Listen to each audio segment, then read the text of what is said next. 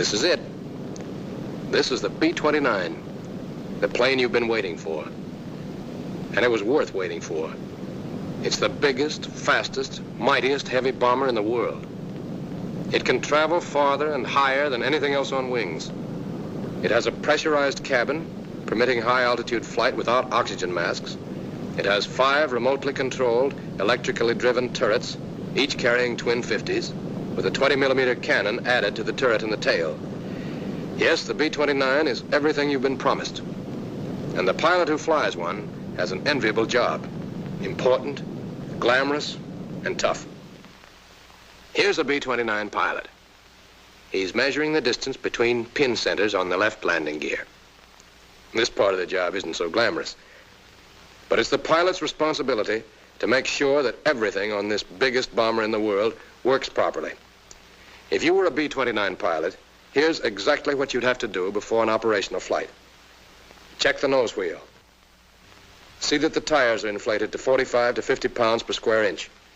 While measuring the pressure, look over the tires for general condition also. Watch out especially for cuts or signs of serious wear. One of the ground crew will replace the dust covers, but you're still responsible for his work. After you've measured the pressure in both tires, give the gear a visual check. The strut should be clean, with a clearance between pin centers of 10 inches. And the shimmy damper must be full. That's important. Make sure the rod is almost up to the notch in the gauge on the shimmy damper reservoir.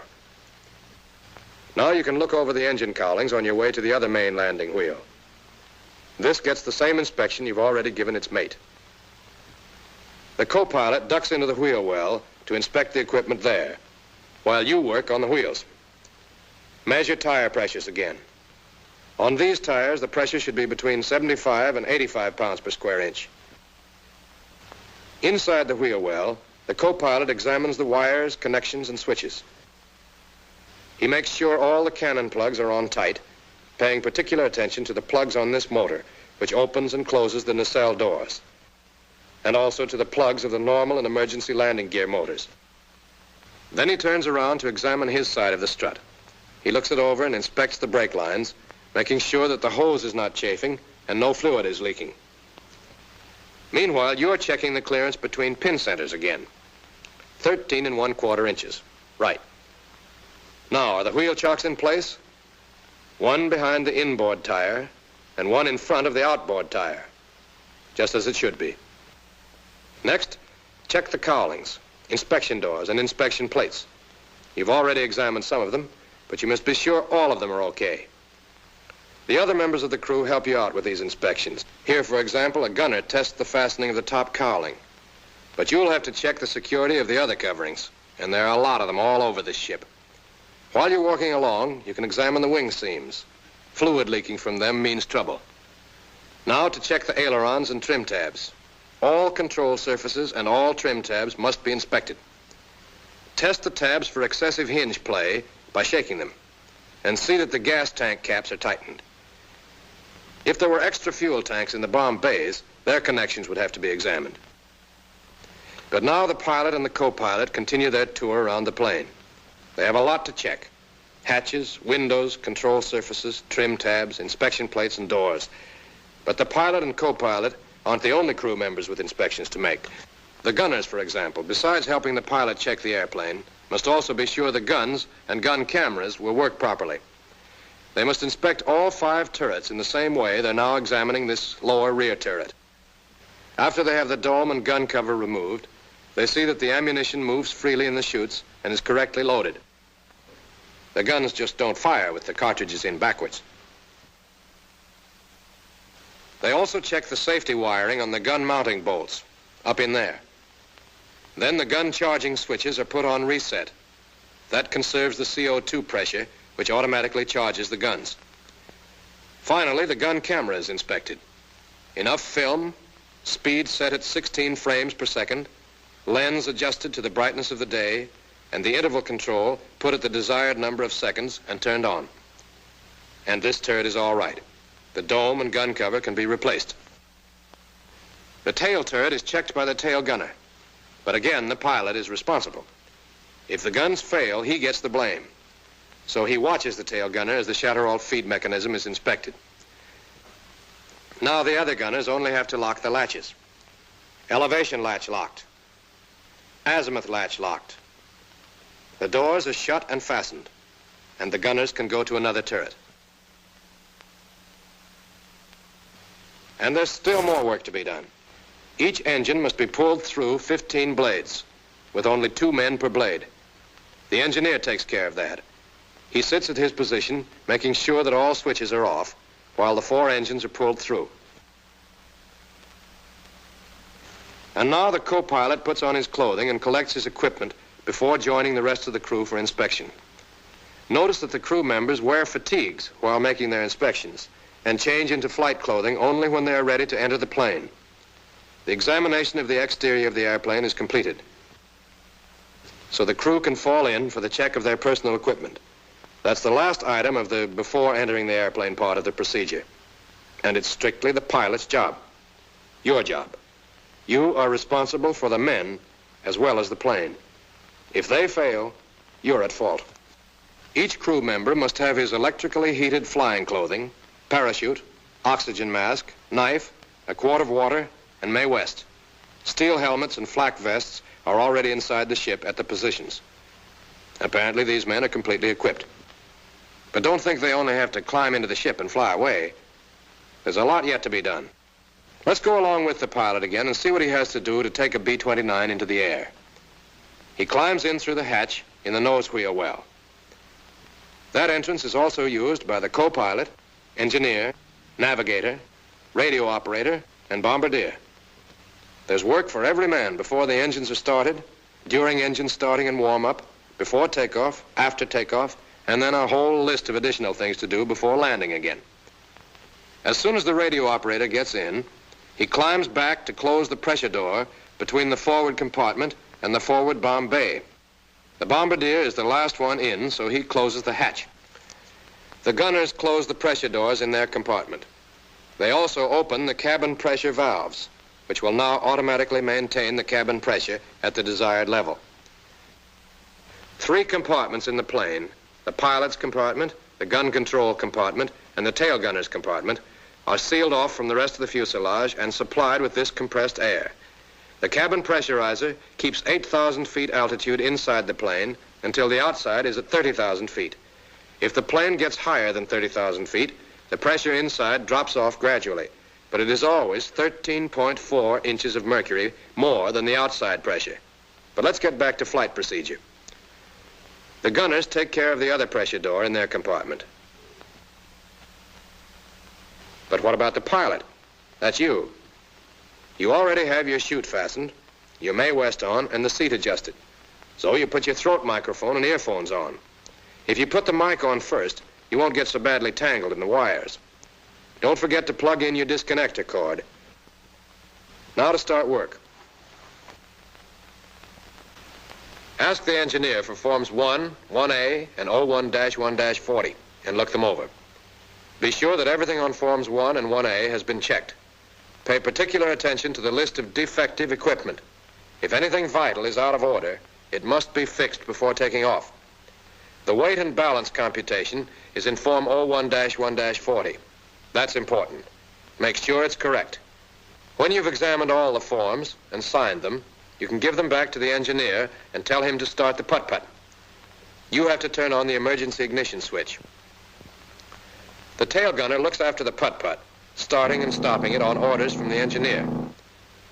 But now, you set the jackbox selector switch to command and turn on the proper command receiver and the command transmitter. This puts you in communication with the control tower. Now examine your own equipment. Look over your oxygen mask and make sure your portable oxygen bottle is fully charged. Then try out the cockpit lights. To test the ultraviolet lamps, turn on the switches and twist the shutter. You should then be able to see the light. By turning the shutter back, you can control the amount of ultraviolet light emitted. Next, try out the alarm bell. The gun commander will tell you if it's working. Then depress the brake pedals and pull out the parking brake knob to set the brakes. Look over to the control stand and make sure that the emergency releases and switches are correctly set. power transfer switch, emergency landing gear release, emergency bomb release, emergency cabin air pressure release, and pilot's over control. Now unlock the control surfaces and throttles by moving the locking lever on the aisle stand full forward. Then release the throttle brake and test all 4 throttles through their entire range. Take it easy. Move them slowly and gently. All controls on the B-29 should be handled in this careful manner in order to prevent damage to the mechanism. There's no need to push hard. And the co-pilot doesn't just sit and read the checklist. He must test the action of the control surfaces, moving each surface, elevators, ailerons, and rudder, through the complete range. The gun commander looks from his blister, observing the response of the surfaces, and reports to the co-pilot. A similar test is made on the trim tabs. The co-pilot turns the 3 control wheels as far as they will go in each direction. That big wheel on the side of his control stand operates the elevator tabs. The aileron and rudder wheels are on top of the control stand behind the throttles. The way the trim tabs follow the setting of the control wheels is also observed by the gun commander, who tells the co-pilot over the interphone how the tabs move. The co-pilot turns the tabs back to neutral after testing them. And now to try out the wing flaps. But first he calls the side gunners on the interphone to make sure none of the service crew will be in the way of the descending flaps. When the gunners report that it's safe to go ahead, the co-pilot presses the flap switch to the down position and holds it there until the flaps have been lowered 15 degrees. 15 degrees is enough to tell if they're working all right. The co-pilot can't see the flaps, of course, so he watches the wing flap position indicator. But the gunners can check visually. They tell the co-pilot if the flaps come down all right. So now he can bring them back up. The gunners, again, will tell him when they're up. Don't start thinking the gunners have nothing to do but watch control surfaces and flaps. They have their own checklists to follow. The right side gunner, for example, is looking over his supply of spare lamps and fuses. Yep, that's okay. But now you, the pilot, are almost ready to start the engines. See that the automatic pilot master switch is off. Check over the 4 sets of control surface adjustment knobs, making sure all their pointers are up. Then set the manifold pressure selector to the 0 position. And depress all 4 propeller RPM switches to the increased position and hold them there until the lights on the co-pilot's instrument panel flash. Now you're all ready to start the engines, and the rest of the crew should be too. They check in with the co-pilot, reporting in this sequence. Bombardier, who sits directly ahead of the pilot and co-pilot. Navigator, who is some distance behind the pilot, facing forward. Flight engineer, who is directly behind the co-pilot, facing aft. Radio operator, who sits across from the navigator and faces the right wall. Gun commander, who is in the top of the fuselage amidships and can face in any direction. Left gunner, who faces aft. Right gunner, who also faces aft. And the tail gunner, who stays close to the putt-putt during takeoff and landing. His combat position, of course, is in the tail. Everybody's set now. Warn the service crew outside you're going to start the engines and tell the engineer to start number 1. And number 1 engine spins twice. And now he turns the fuel boost pump on, closes all the throttles except number 1, sets the fire extinguisher to number 1 engine, presses the starter switch to energize, and then flips it to start. And finally turns the magneto switch to both.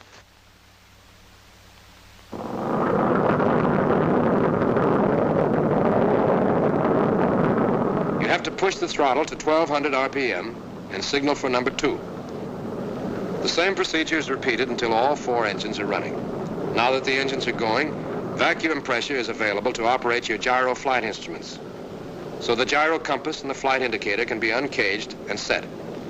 The co-pilot will be doing the same with his gyro instruments. Next, see if the other vacuum pump is working all right. Have the engineer switch to the pump on the number 2 engine. The vacuum may drop some, but it should go back to about 4 inches. Now you can call the control tower on the command radio. It's already on. This is about the right time to get your taxiing instructions, since you'll soon be ready to move out to the runway.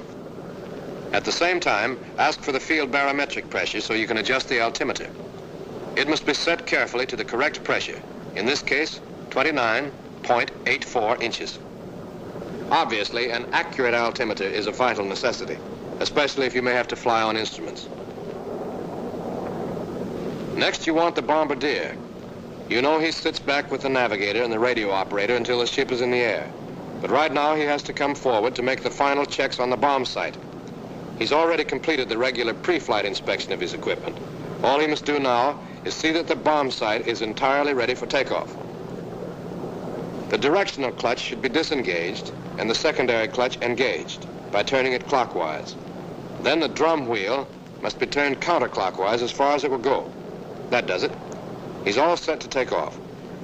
And now you're ready to close the bomb bay doors. Ask the ground crew outside if there are any obstructions underneath the plane. Everything's clear, so you can order the bombardier to close the bomb bay doors. He throws the door switch while you look back through the pressure door to watch them shut.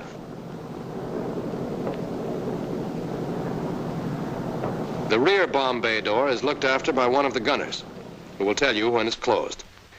When both doors are shut, the bombardier can go back to his takeoff position in the rear of the compartment. And you're almost ready to taxi. But you'd better make one last check of the turret warning lights. Uh-oh, that lower rear turret light is on. Call one of the side gunners and have him take care of it. Perhaps the turret wasn't stowed. Forget about it, gunner? Well, it's easy to fix. Get control of the turret, press the action switch, and stow it. That does it.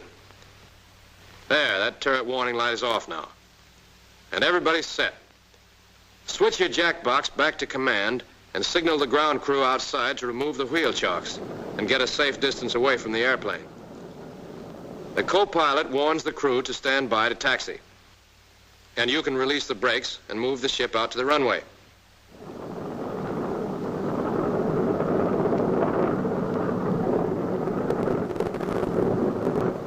While taxiing, or whenever the plane is moving, all crew members watch from the windows and keep the pilot informed of obstructions.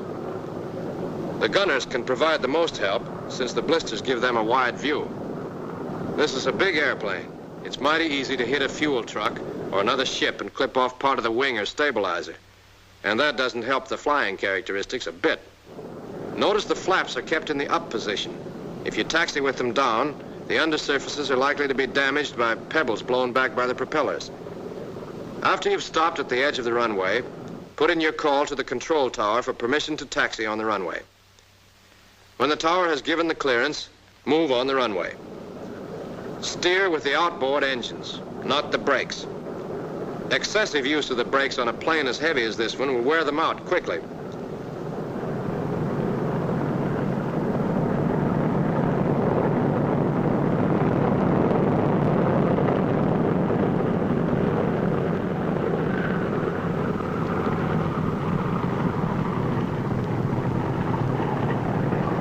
As the ship is turned around at the far end of the runway, notice again how the engines are used for steering. You can see the right propellers moving faster than the left. When you're at right angles to the runway, stop for the engine run-up. Tell the flight engineer to get ready to make his magneto check while you run the engines up, one at a time. First, press the propeller RPM switches to the increase position, holding them there until all the propellers are at maximum RPM. Next, turn the manifold pressure selector to position 8. With the knob in this position, the superchargers automatically provide military power. Now, advance the number 1 throttle, but slowly and gently, to 2,000 RPM. Hold this speed until the engineer tells you the magneto check is finished. Then press the propeller RPM switch to the decrease position until the tachometer drops about 200 RPM. Now flip the switch to the increase position and hold it there until the light on the co-pilot's instrument panel flashes, and then push the throttle to full open. The tachometer should show about 2,600 RPM for the number 1 engine, while manifold pressure should be around 47 inches. To see if the turbo is working properly, turn the manifold pressure selector towards 0. That should make the manifold pressure drop. The turbo's okay. Bring the throttle back to idling, around 550 to 600 RPM, and increase speed to 1200 to avoid fouling the spark plugs. Next, start on the number 2 engine. This same procedure is repeated for each engine. Now you're about set to take off. After you're cleared for takeoff, turn the plane the rest of the way around so that it points down the runway.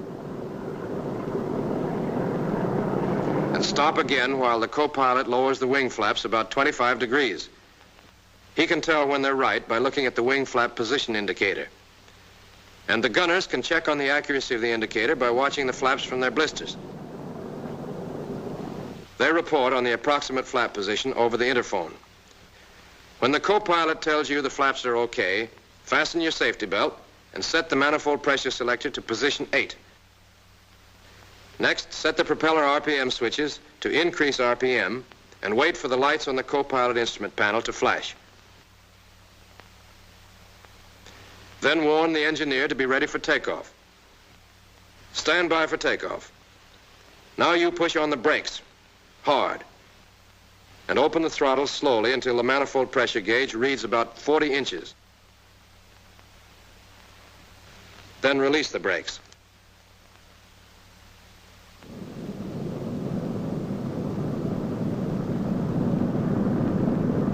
As you gather speed, slowly advance the throttles to full power and set the throttle brake.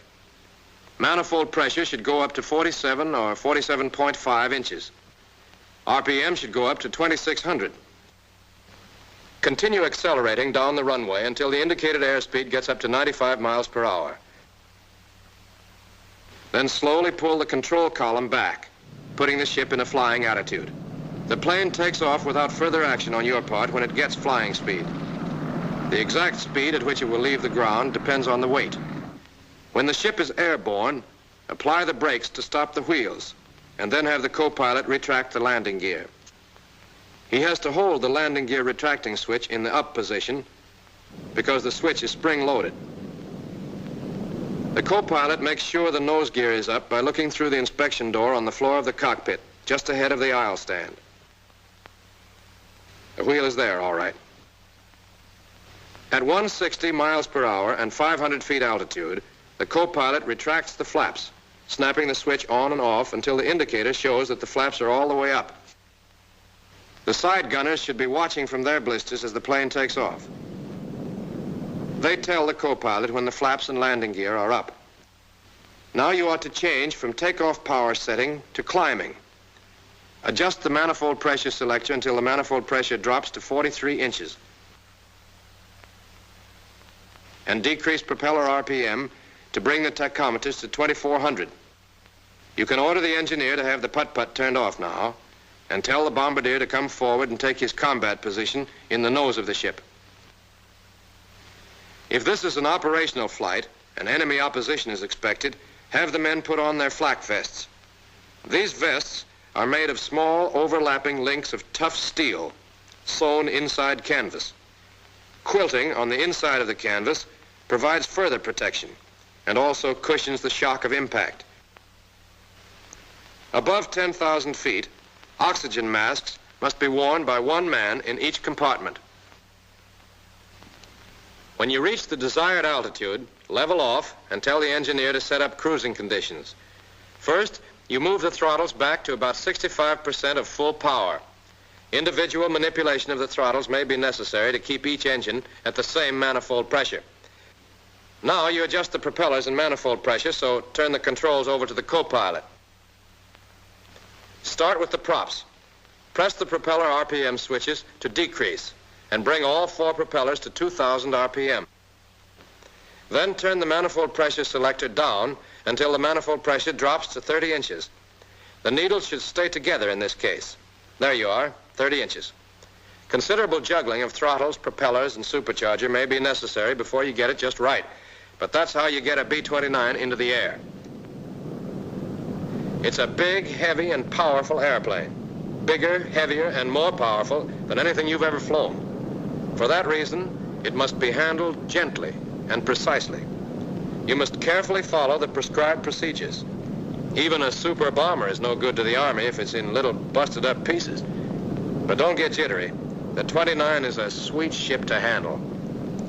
When it stalls, the nose drops so that the plane automatically recovers. There's no tendency to spin. Stalling speed varies quite a bit naturally depending on weight and other conditions, but generally it's between 84 and 135 miles per hour. When turning or executing any maneuver, take it easy. This is a big plane, remember, not a fighter. Yet fairly steep turns can be made safely. This 30-degree bank can also be done with full flaps. That's about the limit. And when evasive action is necessary, you have plenty of tricks to pull. Just watch this B-29.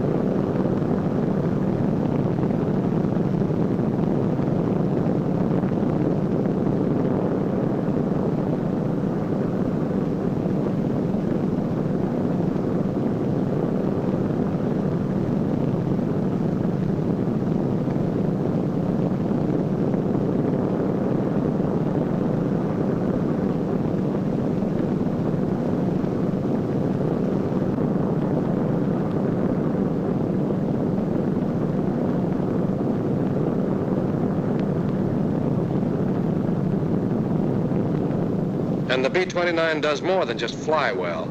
It packs a terrific wallop. A wallop enemy fighters will quickly learn to fear. That turret you see moving is only one of the 5 on the ship, which mounts a total of 10 machine guns and 1 cannon. 4 of the turrets, 2 on top and 2 beneath the fuselage, can turn through 360 degrees in azimuth, 90 degrees in elevation. The tail turret is more restricted in movement, but it has a 20-millimeter cannon in addition to the twin 50s the others carry. But the big thing about the 29's armament is the fact that the gunners don't touch the guns.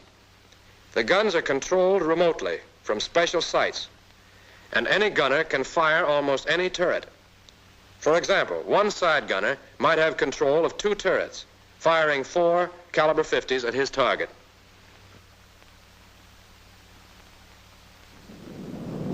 That's only the beginning of the story about guns, so let's get back to what a pilot has to do.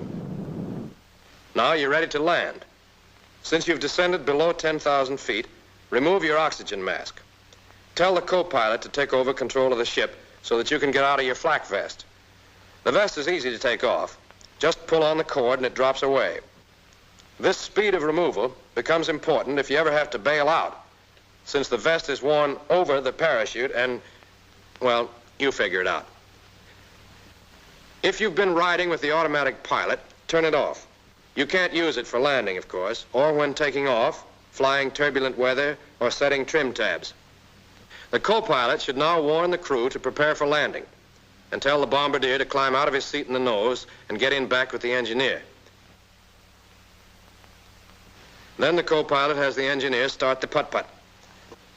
You check the turret warning lights. All the lights are off. Then call the control tower and get landing instructions. At the same time, ask for the field barometric pressure and set the altimeter to correspond. Now the co-pilot hits the brakes to test the hydraulic pressure. Both normal and emergency systems should have 800 to 1,000 pounds. To find out about the emergency pressure, you have to ask the engineer. At the same time, you can see if he's ready to land and get his log. He has calculated the new weight and center of gravity, since you've used up a lot of gasoline by now. You should look the log over, but the co-pilot will check it carefully, examining the center of gravity and weight computations. The table on the instrument panel gives the stalling speed for the computed weight. The co-pilot tells you the stalling speed and also reports that everybody in the crew is ready to land. Next, you adjust the propeller RPM switches. Push them to increase until you get the tachometers to show 2100 RPM. Now adjust the manifold pressure selector to give you plenty of reserve power. Turn it all the way up to position 8, the setting for full military power. When the plane is slowed down to 180 miles per hour or less, order the co-pilot to lower the landing gear. When the switch is set to the down position, the wheels descend all the way, lock, and the gear motors automatically stop.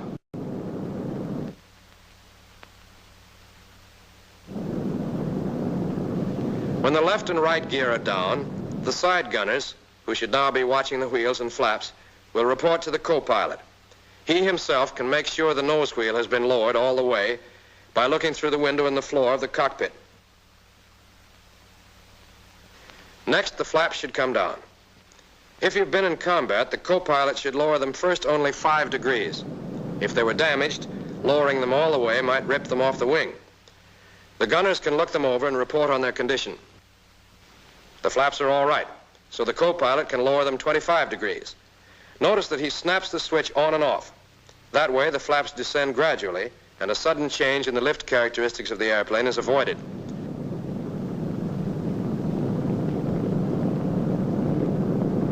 The gunners will report when the flaps appear to be down 25 degrees, and the co-pilot can check by looking at his wing flap position indicator.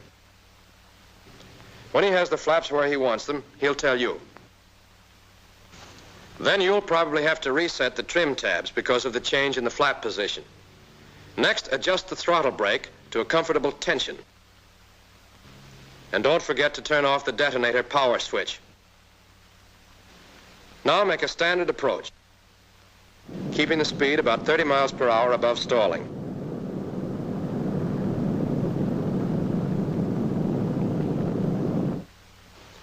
And on the final approach, order the co-pilot to lower the flaps all the way.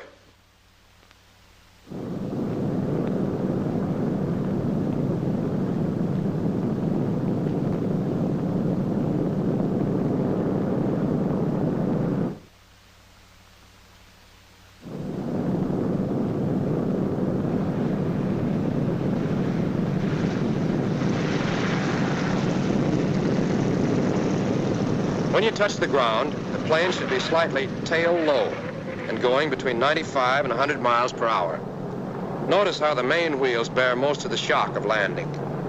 Then the ship slowly settles forward. Don't apply brakes immediately. Let the plane lose some of its speed rolling. Then turn the manifold pressure selector all the way back to 0. You won't need the turbos anymore. And set the propellers at increase RPM.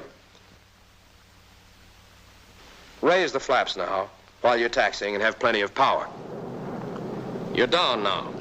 You've followed your checklist step by step. But there are other checklists, the engineers, for example. So suppose we go back over that landing procedure and see how the engineer's checklist fits in with yours. 5 minutes before landing, the engineer tells the tail gunner to start the putt-putt. The ship enters the traffic pattern at a 45-degree angle to the downwind leg. Altitude is 2760, speed is 180. Here the co-pilot lowers the wheels. The mixture controls are set to auto-rich, and the cowl flaps open 15 degrees.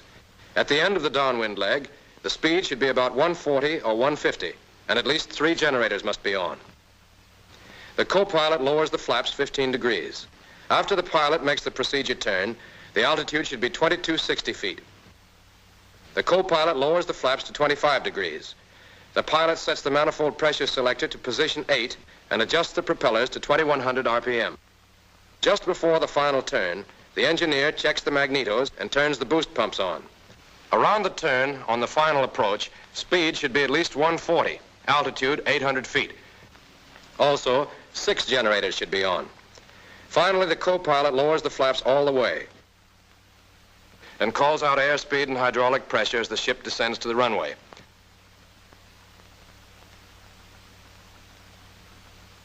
After the airplane's on the ground, turbos come off and propellers are set to full increase RPM. The engineer switches the boost pumps off and opens the cowl flaps all the way. All right, we're back where we were before. Tell the bombardier to come forward and open the bomb bay doors.